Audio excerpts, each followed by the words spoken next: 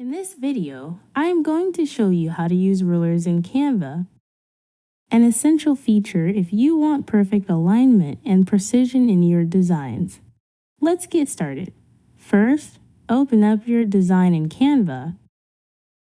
Now, go to the File menu in the top left corner of the screen. Click Setting and look for Show Rulers and Guides. Click that. As soon as you turn it on, you'll see horizontal and vertical rulers appear around the edge of your canvas. These rulers are super helpful when you're trying to line up text, videos, elements, or even spacing between objects. To add a guide, just click and drag from the ruler, either from the top or the side, and drop it onto your canvas.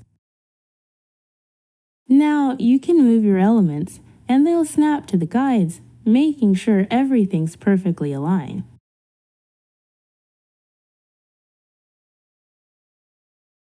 If you want to remove a guide, just drag it back into the ruler.